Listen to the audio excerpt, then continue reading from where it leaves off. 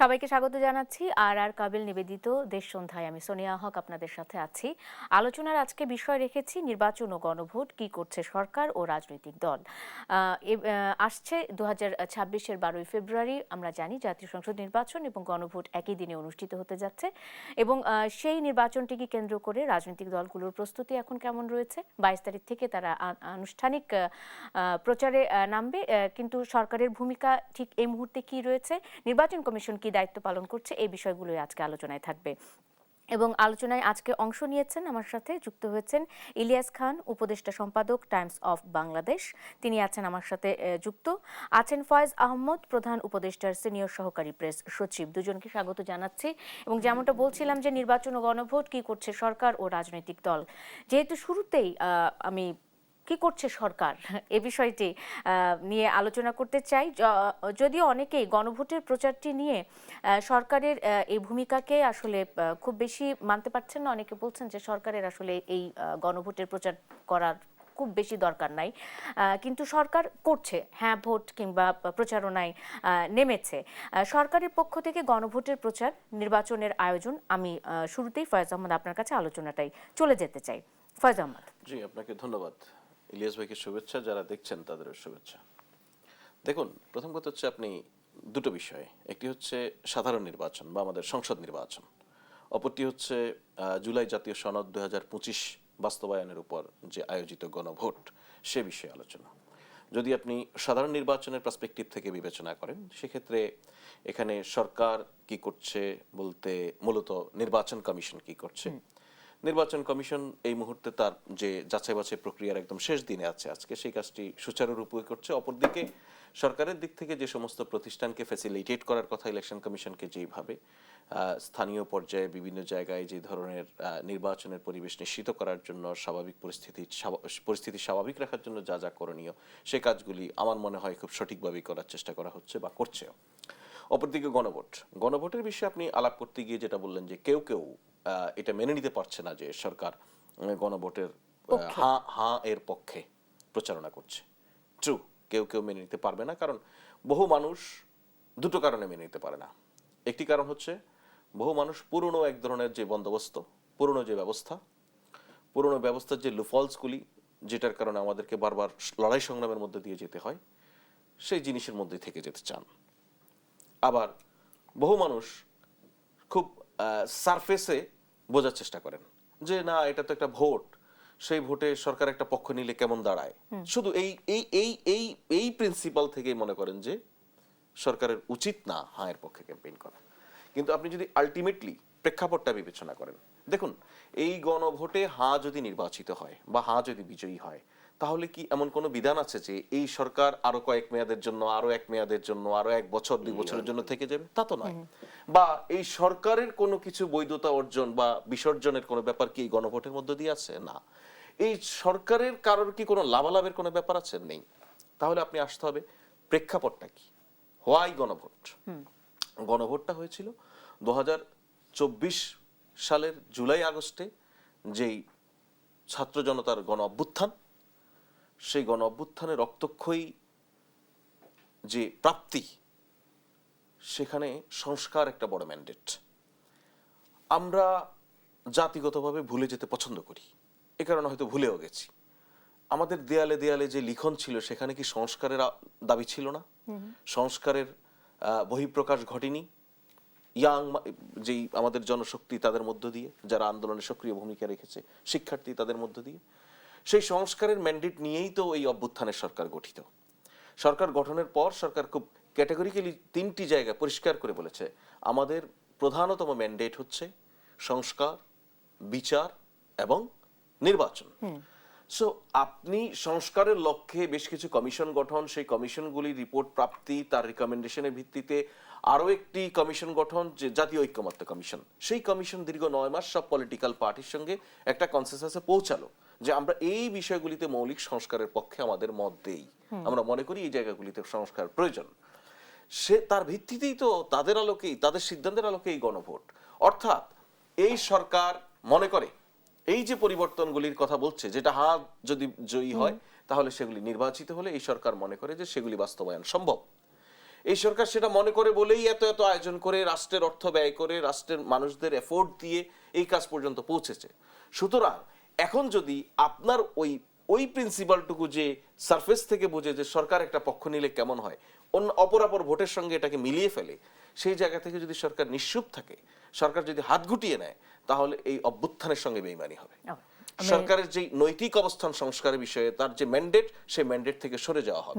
এটা অনেকে বলছেন যে আসলে যেহেতু জুলাই অভ্যুত্থানের মাধ্যমে যে অন্তর্বর্তী সরকারের আগমন, সেই আগমনটাকে মানে একেবারে মানে যৌক্তিক জায়গা থেকেই সরকার এই হ্যাঁ ভোটের পক্ষে প্রচারণা চালাতে পারেন। অনেকেই এটাকে নেগেটিভলি দেখছেন যে আসলে একটি পক্ষ নিয়ে ফেলেছে সরকার, যেমনটা ফয়েজ আহমদ তার আলোচনায় তুলে ধরেছেন। ইলিয়াস খান, আপনার কাছে আলোচনায় চলে যেতে চাই। সংস্কার, বিচার এবং নির্বাচন, সরকারের তিনটি অঙ্গীকারের কথা ফয়েজ আহমদ উল্লেখ করেছেন। আমার আলোচনার মধ্যেও সেই বিষয়গুলি রয়েছে। অনেক সময় ধরে একটা সংস্কার মানে একটা ঐকমত্য কমিশনের আন্ডারে অনেকগুলো কমিশন গঠন করে সংস্কার পদ্ধতি কথা বলা হলো, সংস্কারের কথা বলা হলো, কিন্তু দিন শেষে অনেকেই বলেন, আমি অনেকের কথা বলছি, আমি আমার কথা বলছি না, অনেকেই বলেন যে আসলে সংস্কার খুব বেশি যে হয়েছে সেটা তো চোখে পড়ছে না। মানে এটাকে আসলে ফলাফলটা অনেকেই মেনে নিতে পারেন না যে আসলে এটা সংস্কার কিছুই হয় নাই। সেই বিষয়টা নিয়ে একটু একটু একটু আমি জানতে চাই যে আসলে সংস্কার কতটুকু হয়েছে এবং যে নির্বাচনের পথে আমরা এগিয়ে যাচ্ছি, সেই নির্বাচন নিয়েও এক ধরনের শঙ্কা কি এখন পর্যন্ত কাজ করছে আপনার মধ্যে, বা কারোর মধ্যে কি কাজ করছে? অনেকের মধ্যে কাজ করছে, অনেকে প্রশ্ন করেন। এর আগে আমার খুব ভালো লাগছে, আমার অত্যন্ত স্নেহভাজন আহমেদ ফয়েজ, তিনি আছেন, হাভোট নিয়ে কিন্তু তিনি ডিটেল বলেছেন সংস্কার নিয়ে। আসলে তো সংস্কার একটা প্রত্যাশা আমাদের। আমরা কিন্তু 5 তারিখে যে অভ্যুত্থানটি হয়েছে, প্রত্যাশাই ছিল পুরনো যে ব্যবস্থা ছিল সেটা চেঞ্জ করা। কারণ আমরা দেখেছি পুরনো ব্যবস্থায় গণতন্ত্র আবরণে স্বৈরতন্ত্র সৃষ্টি হয়েছে, মানুষের ভোটাধিকার কেড়ে নেওয়া হয়েছে, অবাধ লুটপাট হয়েছে, বিচার ব্যবস্থা ভেঙে পড়েছে। পুরো যে কি বলে সাংবিধানিক প্রতিষ্ঠান যেগুলো ছিল সবগুলো কিন্তু শেষ হয়ে গেছে একদম। দলীয় বিবেচনায় বিচারপতি নিয়োগ হতো, বিচারক নিয়োগ হতো, সব জায়গায় এরকম এরকম ছিল। আমরা তো চেঞ্জ চাই নাকি, এবং গণতন্ত্র আবরণে কেউ যাতে আবার স্বৈরাচার না হয় সেটাই তো আমরা চাই। সুতরাং সংস্কার তো অবশ্যই দরকার আছে, এবং আছে বলেই যে অনেকগুলো সংস্কারের কমিটি যখন করা হয়েছিল মানুষ কিন্তু কোনো আপত্তি করেনি। এবং সরকার, এই সরকার এখন যে সরকার ক্ষমতায় আছে, তারা, আমি যে ভুল না জেনে থাকি, প্রায় 1.5 বছর সময় কাটিয়েছে, কেউ কিন্তু বাধা দেয়নি। বাধা দেয়নি এই কারণে যে কাজ চলছে, সংস্কারের কাজ চলছে। কারণ এর আগে আপনি দেখবেন যে বিচারপতি শাহাবুদ্দিন আহমেদের অধীনে যে সরকার হয়েছিল, এরকম অন্তর্বর্তীকালীন সরকার, তারা কিন্তু 3 মাসের মতো ক্ষমতায় ছিল। এর পরের যে সরকারগুলো এসছে, তথাকথিত 111 বাদে তত্ত্বাবধায়ক সরকার যে ছিল, তারা কিন্তু 3 মাস ক্ষমতায় থেকেছে। বাট এই সরকারটি মানুষের প্রত্যাশা ছিল বলেই কিন্তু বেশি সময় নিয়েছে, এবং নিতে অনেকটা বাধ্য হয়েছে। কারণ সংস্কার নিয়ে দীর্ঘদিন কাজ হয়েছে, আপনি জানেন, এবং বিভিন্ন সুপারিশ করেছে। আমরা আশা করতে চাই, বাট কালকে আমি একটা অনুষ্ঠানে ছিলাম, সেখানে গণমাধ্যম সংস্কারের বিষয়ে আলোচনা হয়েছে যে একটি প্রস্তাবও এখন পর্যন্ত পূরণ করা হয়নি। আহমেদ ফয়েজ হয়তো আরো ভালো বলতে পারবেন, বাট আমরা আশাবাদী হতে চাই। কারণ মানে সংস্কার তো আসলে একটা চলমান প্রক্রিয়া, সেটি তো বিচারও একটা চলমান প্রক্রিয়া, কিন্তু আসছে যে নির্বাচন, সেই নির্বাচন নিয়ে কোনো রকমের শঙ্কা আমরা করতে পারি কিনা? শঙ্কা দেখিনি, এক ধরনের উইশফুল থিঙ্কিং আছে কিছু কিছু মানুষের, আচ্ছা, যে নির্বাচনটি পিছিয়ে যাক বা বন্ধ হোক। এটা হচ্ছে উইশফুল থিঙ্কিং। যারা গণতন্ত্র বিরোধী শক্তি ছিল, যাদের একটি সাজানো বাগান নষ্ট হয়ে গেছে, তারা চায় নির্বাচনটি না হোক, বা দেশে একটি সমস্যা, কেওয়াস এগুলো লেগে থাকুক, ডেন আনরেস্ট হোক, আমরা আবার ফিরে আসতে পারি কিনা। এই জন্য তারা কিন্তু সমাজে ছড়াচ্ছে, এ ধরনের ন্যারেটিভ ছড়াচ্ছে। আবার অনেকে বলেন যে অনেক পক্ষ আছে এখন খুব ক্ষমতা এনজয় করছে, সুতরাং এই সরকার থাকুক, তারা আরো বেশি ক্ষমতা এনজয় করবে বা ভালো থাকবে। বাট আমি যেটি মনে করি, নির্বাচনী ট্রেন চলতে শুরু করেছে এবং মাঝ পথে কিন্তু চলে আসছে, মাস পথেরও বেশি চলে আসছে। এখন গন্তব্যে যাওয়া প্রধান ছাড়া। উপদেষ্টার পক্ষ থেকে কিন্তু বলা হয়েছে একদিন আগেও নয়, একদিন পরেও নয়, একেবারে 12 তারিখে নির্বাচন হবে। আরো একটি কথা দৃঢ়তার সঙ্গে বলেছেন যে এটি ঐতিহাসিক নির্বাচন হবে। কারণ বাংলাদেশে যে নির্বাচনগুলো হয়েছে, 12টি নির্বাচন আগে হয়েছে, যদিও শেখ হাসিনা আমলে যে নির্বাচনগুলো হয়েছে এগুলো শুধু নামের নির্বাচন ছিল, আসলে কোনো নির্বাচন ছিল না, যা কিছু। এবং জানেন আপনি, নিশ্চয়ই আপনি জানবেন, অনেকে নমিনেশন পেপার দাখিল না করে বা নমিনেশন পেপার বাতিল হয়েছে রাজনৈতিক কি বলে সমঝোতার কারণে তাদেরকে এমপি ঘোষণা করে দেওয়া হয়েছে। মানে এটা তো হোসেন মোহাম্মদ এরশাদ নিজে এক্সাম্পল, চিঠি হ্যাঁ, দিয়ে হ্যাঁ, সব হ্যাঁ, প্রত্যাহার right. করে এবং নিয়েছিল। তিনি দীর্ঘদিন নির্বাচন কমিশন বেড কভার করেছেন, তিনিও জানেন। তো এই বাংলাদেশকে একটি জেনারেশনকে নির্বাচন কি জিনিস এটা কিন্তু ভুলিয়ে দেওয়া হচ্ছিল, জানেই না নির্বাচন কি জিনিস। সুতরাং সব মানুষ অধীর আগ্রহে অপেক্ষা করছেন এবং আমাদের যারা উপদেষ্টা পরিষদে আছেন বা সরকারে যারা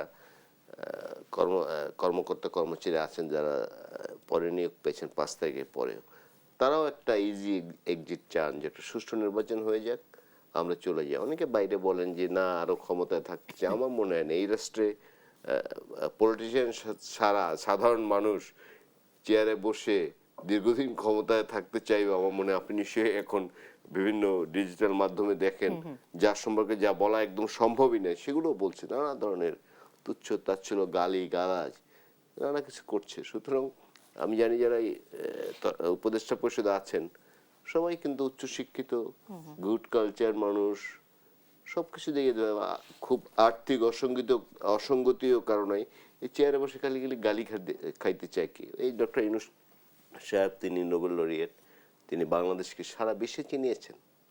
আপনি জানেন যে ওয়েস্টার্ন ওয়ার্ল্ডে যেমন আমেরিকার কথা বলি, আমেরিকার 95% লোক কিন্তু বাংলাদেশের নাম জানে না। এটা কিন্তু এটা কিন্তু মিথ্যা কথা নয়, একদম সত্য কথা। তারপর ওয়েস্টার্ন ওয়ার্ল্ডে অনেক দেশ বাংলাদেশের নাম জানে, বাট ডক্টর ইউনূস সাহেবের নাম যদি বলা হয়, ও তুমি ইউনূসের দেশের লোক, তিনি তো এই দেশের জন্য সম্মান বয়ে এনেছেন। আজকেও তাকে কত তুচ্ছতা ছিল গালাগালি করে নানা কিছু লেখা হচ্ছে বলা হচ্ছে, বাট তাদের সবার লক্ষ্য হচ্ছে তারা যে টার্গেট নিয়ে এসেছিলেন কিছু সংস্কার, এবং এটা জনদাবি ছিল সংস্কারে, যে এটা জনদাবি ছিল আসলে। কারণ আমরা আগের আমাদের যে অতীত অভিজ্ঞতা, যেমন ধরুন 71 সালে আমাদের অনেক প্রত্যাশা ছিল মুক্তিযুদ্ধের পরে, কিন্তু আমাদের এক কলমের খোঁচা যে গণতন্ত্রের জন্য আমরা যুদ্ধ করেছিলাম, আমাদের পূর্বসূরীরা যে যুদ্ধ করেছিলেন সেটি হত্যা করা হলো। তারপর আমরা তিনজনই গণমাধ্যম কর্মী, যে আমরা গণমাধ্যমের স্বাধীনতার জন্য মুক্তিযুদ্ধ একটি অংশ ছিল, গণমাধ্যম 4টি লিফলেট রেখে সব বন্ধ করে দেয়া হলো।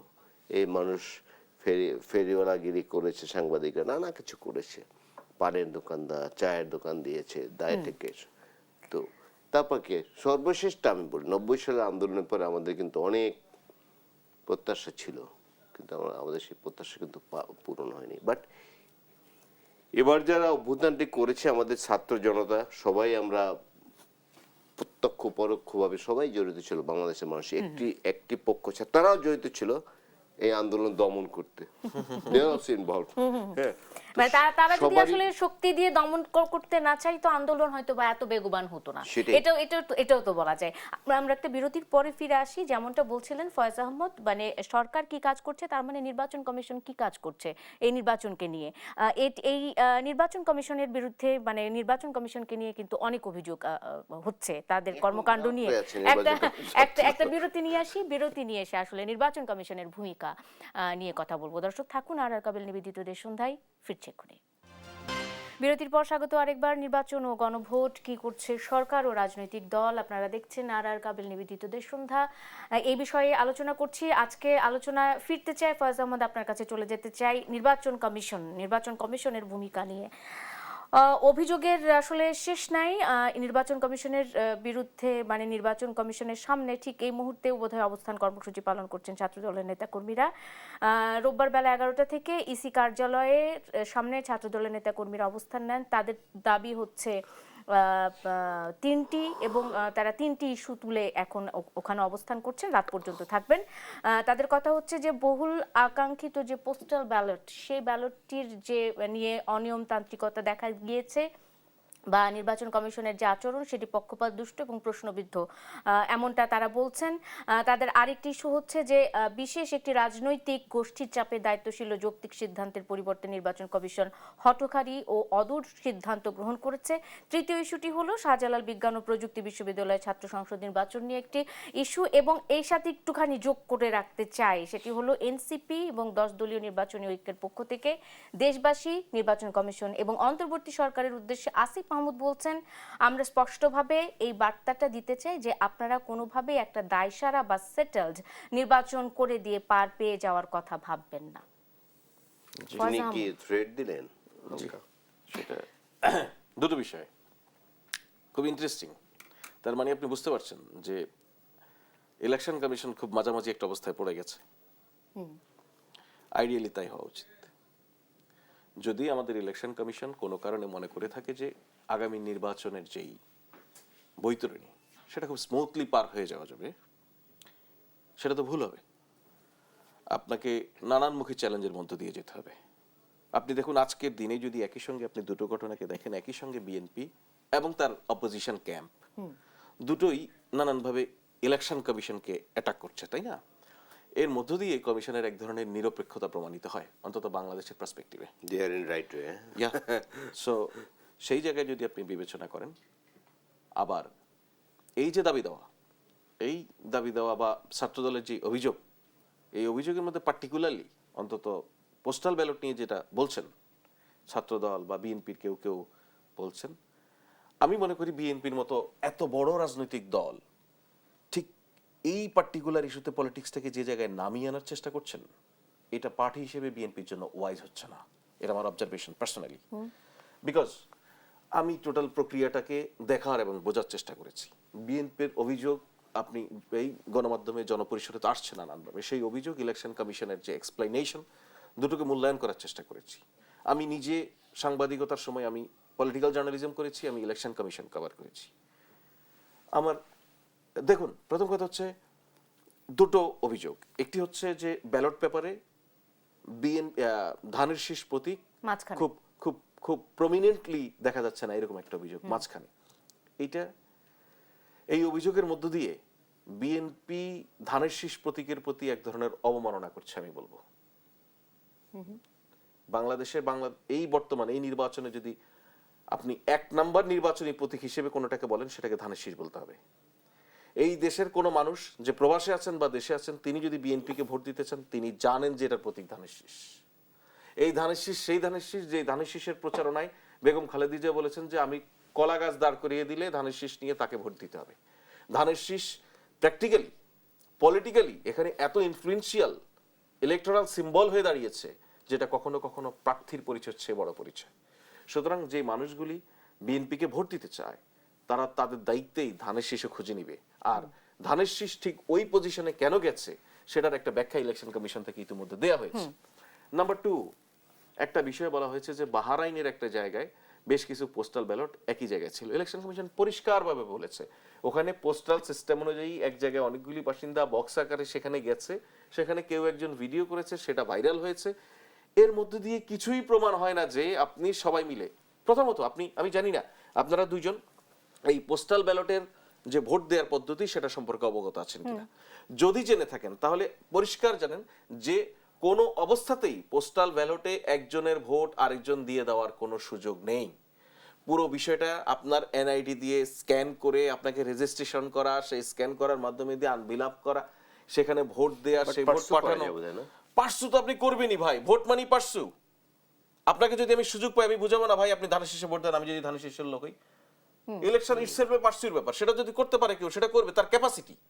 কিন্তু আপনার ভোট আমি দিয়ে দেওয়া আরেকটা বিষয় এখানে বলি, প্রবাসী বাংলাদেশি যারা আছেন ওনারা কিন্তু রিয়াকশন দেখানোর ক্ষেত্রে টু সাম এক্সটেন্ট বাংলাদেশে যারা বসবাস করেন তাদের চেয়ে অনেক বেশি অ্যাগ্রেসিভ।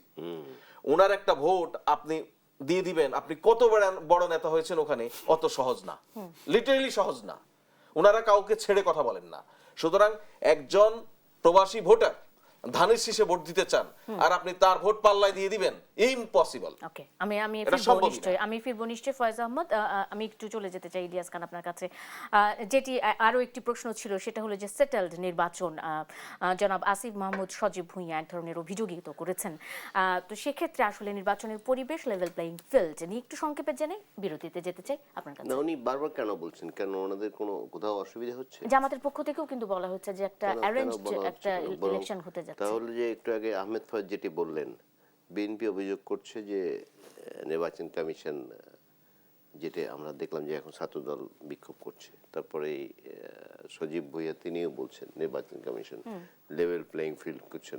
আমার তো মনে হয় নির্বাচন commission they are in the right way, কারণ দুই দলের পক্ষ থেকে অভিযোগ করে, এগুলো আসলে রাজনৈতিক চাপ। মানে আসিফ মাহমুদ সজীব ভুইয়া আছেন, সে তার জায়গাটা হচ্ছে ওই যে দ্বৈত নাগরিকত্বের যে বিষয়টি রয়েছে সেই বিষয়টা নিয়ে তিনি কথা বলছেন। এটি কি আসলে এত কঠিন করে ফেলছে নির্বাচন কমিশন এই প্রসেসটাকে?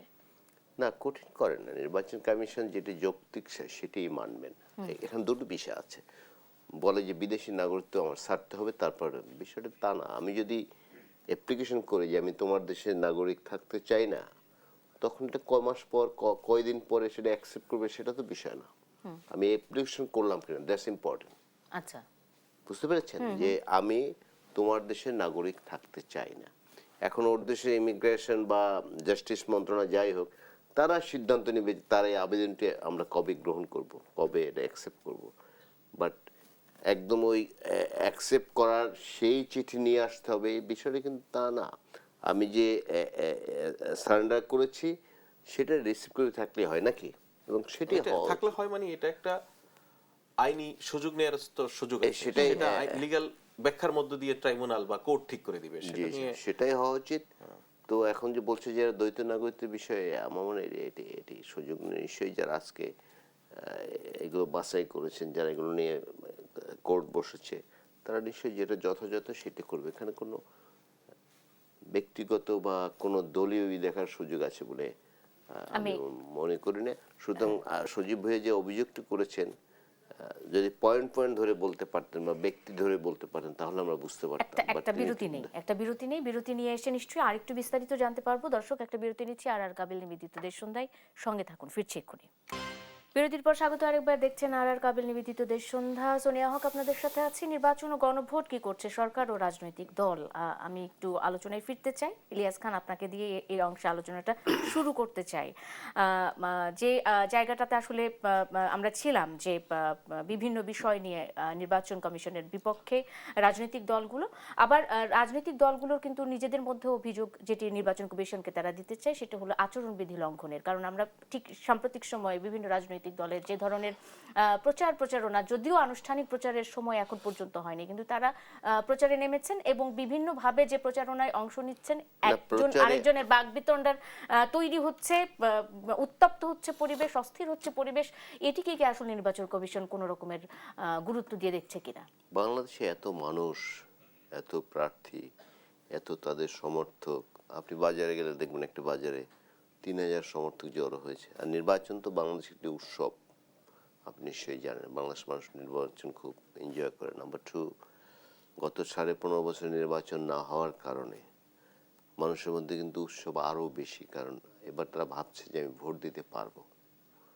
আগে তো অনেকে চিন্তা করতেন যে ভোট কিনতে গিয়ে লাভ কি, ভোট দিতে পারবো না, বাট এখন ভাবছে ভোট দিতে পারবো। তো এই উৎসবকে কেন্দ্র করে এবং অনেক সংখ্যক মানুষ হওয়ার কারণে এবং প্রার্থীদের মেন্টাল মেকআপের কারণে, প্রার্থীরা ধরুন আমাদের দেশের মানুষের সংস্কৃতি হচ্ছে গ্র্যাব করতে চায় সব কিছু, আমি দখল করতে চাই, কেন্দ্র দখল করবো, এই করবো সেই করবো না, এরকম মেন্টাল মেকআপ কিন্তু বাংলাদেশে ইউপি, ধরুন ইউনিয়ন পরিষদ নির্বাচন, ইভেন সব নির্বাচনই এখন হয়ে গেছে। আপনি হাইকোর্টে, সুপ্রিম কোর্টেও দেখেছেন যে কেমন নির্বাচন হয়েছে। আমরা দেখেছি যে এর আগে একজন বিজয়ী প্রার্থীকে একজন এমপি যে তাপস, যাই হোক সেটি বলবো না। সুতরাং এটি কেন্দ্র করে নানা ধরনের নির্বাচনী আচরণবিধি একদম সূক্ষ্মভাবে যদি দেখেন লঙ্ঘন হচ্ছে। বাট এগুলো মেজর প্রবলেম না আমি মনে করি। আমি যে কথাটা বলতে চাই আগেও বলেছি, তবে যেন তেন নির্বাচন হোক সেটি আমরা জানি। বাট আপনাকে যদি দেশকে গণতন্ত্রের পথে উত্তরণ ঘটাতে হয়, নির্বাচন ছাড়া আপনার কোনো বিকল্প নেই কিন্তু। এবং সেক্ষেত্রে শুধু সরকারকে আমরা বলি না, রাজনৈতিক দলগুলোরও কিন্তু দায়িত্ব আছে। রাজনৈতিক দলগুলো আরও বড় দায়িত্ব। একটি কেন্দ্রে ধরুন 10,000 ভোটার সাপোজ, বা 5,000 ধরলাম, 5,000 ভোটারের সঙ্গে আরও 4-5,000 লোক আসে নির্বাচন দেখতে। এখানে ধরুন 10 জন বা 20 জন আইন শৃঙ্খলা রক্ষাকারী বাহিনীর লোক দিয়ে আপনি কী করবেন? যদি রাজনৈতিক দলগুলো ঐক্যবদ্ধ না হয় যে না আমার কেন্দ্রে ভোটটি ফেয়ার হোক, মানুষ যাতে অবাধে ভোট দিতে পারে, জাল ভোট যাতে না দেওয়া যায়, সেই চিন্তা যদি না করে তাহলে সরকার তো কিছু করতে পারবে না, একার পক্ষে কিছুই করা সম্ভব না, নির্বাচন কমিশনও কিছু করতে পারবে না। সুতরাং আমি যেটা বলতে চাই, নির্বাচনী ট্রেন চলতে শুরু করেছে, নানা অভিযোগ, নানা সীমাবদ্ধতা, নানা কিছু ঘটবে। আইন শৃঙ্খলা নিয়ে অনেকে প্রশ্ন করেন যে আইন শৃঙ্খলা পরিস্থিতি ভালো না, আমরা দেখছি প্রতিদিনই কোথাও না কোথাও কিলিং হচ্ছে। বাট এই সময়ের মধ্য থেকে যতটুকু নিয়ন্ত্রণ করা যায়, যতটা নিয়ন্ত্রণ করা যায়, আগে নির্বাচন যে একদম কোনো কিলিং হয় না, কোনো মানুষ নিহত হয়নি, কোনো আচরণবিধি লঙ্ঘন হয়নি, তা কিন্তু এবার তো ধরুন পোস্টার নাই বোধ হয় না, না এটি এটি এটি খুব ভালো সিদ্ধান্ত নিয়েছে। আর এবার সুতরাং এসবের মধ্যে দিয়ে আমাদের নির্বাচনটা উঠিয়ে নিতে হবে। কারণ ধরুন এখন একটি স্থিতিশীল সরকার না থাকার কারণে নানা ধরনের সংকট সৃষ্টি হয়েছে। ওয়ার্ল্ড ব্যাংক কি বলে, ওয়ার্ল্ড ব্যাংক বলেছে যে 3.5 হতে পারে আমাদের জিডিপি গ্রোথ। তো তাহলে দেশে দুর্ভিক্ষ শুরু হবে যদি নির্বাচিত সরকার না আসে।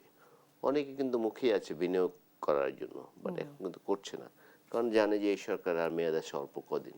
কেউ বিনিয়োগ করতে চাইলে দীর্ঘমেয়াদী দীর্ঘ সময় নিয়ে করতে চায়, বা তাদের বিজনেস প্ল্যান যেটা, সেটা তো 1-2 মাস বা 1-2 বছরের বিষয় না। এবং এই বিনিয়োগ না থাকার কারণে কোনো প্রতিষ্ঠান গড়ে উঠছে না এবং যুব সমাজ চাকরি পাচ্ছে না। এর সোশ্যাল ইম্প্যাক্ট কিন্তু অনেক কিছু, এবং সব কিছু নেগেটিভ ইম্প্যাক্ট। একটা যুবক যখন চাকরি করতে পারবে না, একটা ছেলে যখন মাস্টার্স পাস করে চাকরি পাবে না, সে কিন্তু নানা পথে কিছু ইনকামের চিন্তা করবে, এবং সেই ইনকাম, সেই চিন্তা করে সেটা করতে কিন্তু নানা সামাজিক বিশৃঙ্খলা সৃষ্টি হবে। অবশ্যই অবশ্যই অবশ্যই ইলিয়াস খান, ধন্যবাদ। আজকের মতো আমি একটু ফয়েজ আহমদ এর কাছেই যেতে চাই এবং খুব সংক্ষেপে আসলে এই বিষয়টি নিয়ে একটু কথা বলতে চাই। রাজনীতিতে মানে মানে ধরন পাল্টেছে, ভাষা বদলেছে, রাজনীতির যে ধরনটা সেটা মানে আমরা দেখতে পাচ্ছি যে একটু অন্যরকম, এবং একে অন্যকে আক্রমণ করার এক ধরনের প্রবণতা আমরা দেখতে পাচ্ছি যে বিভিন্ন দলের মধ্যে, রাজনৈতিক দলের মধ্যে বা নিজেদের মধ্যেও বিদ্রোহী প্রার্থী যারা রয়েছেন তারাও বিভিন্নভাবে ভাষা ব্যবহার করছেন, ভাষার প্রয়োগ করছেন। রাজনীতিতে এক ধরনের সূক্ষ্ম পরিবর্তন হয়েছে, কিংবা স্থূলও বলতে পারি। আপনি কি একমত কিনা? মানে পরিবর্তন বলতে আপনি কি ইতিবাচক পরিবর্তন দেখছেন নাকি নেতিবাচক? না, মানে ইতিবাচক বলতে সহিংসতার বিষয়টি নিয়ে আমি খুব ইতিবাচক একটা স্ট্যান্ডে আছি, যে না এখন পর্যন্ত কোনো সহিংস ঘটনা ওভাবে ঘটতে দেখিনি, এর আগে যেভাবে আমরা দেখতাম বিভিন্ন জায়গায়। কিন্তু মানে নমিনেশন দিতে গেলেই যে সহিংসতা ছিল সেটা তো কমে গেছে, কিন্তু অন্যান্য যে বিষয়গুলো, রাজনীতির ভাষা বদলেছে, এটা কি আপনি না স্বীকার করেন? দেখুন, আমি আপনাকে এখানে একটা কথা বলি, আমি জানি না আপনি আপনার অবজারভেশনের সঙ্গে মেবি আমার অবজারভেশনে খানিকটা পার্থক্য আছে। আমি যখন সাংবাদিকতা করেছি তখন আমি ওই বিদেশি গণমাধ্যমের জন্য বাংলাদেশের হয়ে কাজ করতাম। সেখানে খুব ইন্টারেস্টিং, আপনার মনে থাকবে নিশ্চয়ই, বিএনপি এবং তার সমমনা জোটের দলগুলি যারা যুগপৎ আন্দোলনে ছিল, তারা যে বিভাগীয় সমাবেশ করেছিল না, বিভাগীয় সমাবেশে লাখ লাখ মানুষের উপস্থিতি, একদিন দুদিন আগে মানুষ চলে আসতো। তখন আমি যখন বিদেশি মিডিয়াকে অ্যাপ্রোচ করতাম যে বাংলাদেশের ন্যাশনালিস্ট পার্টি, এটা মেইন অপোজিশন, তারা কুমিল্লায় একটা ডিভিশনাল র্যালি করবে, সেই র্যালিতে এরকম মানুষ হয়েছে, মানুষের সংখ্যা, তারা খুবই অবাক হতো, এত মানুষ হয় কি করে। তো তাদের কাছে ওটা ছিল যে পলিটিক্যাল পার্টির কলে এত মানুষ জড়ো হয় কি করে। হ্যাঁ, তারা ওটা ভাবতেও পারে না যে এত মানুষ হওয়া মানে তাদের কাছে এটা অনেক বড় ঘটনা। এই পিকচারগুলি তাদের কাছে একটা নতুন মাত্রা তৈরি করতো। তারা কেউ কেউ বলতো, মানে খুব আপনার আনঅফিসিয়াল আলাপ হতো না অনেক সময়, বলতে আচ্ছা তোমাদের দেশে যে এই পার্টি এত মানুষ জড়ো করতেছে, ঢাকায় করতেছে, ডিভিশনাল হেডকোয়ার্টারগুলিতে করতেছে, তাহলে তোমাদের এখানকার রুলিং পার্টি কেন ক্ষমতা ছেড়ে দিচ্ছে না? তখন আমি বলতাম বাংলাদেশের রাজনীতির ফেথ হচ্ছে কনফ্রন্টেশন ছাড়া এখানে পরিবর্তন ঘটে না।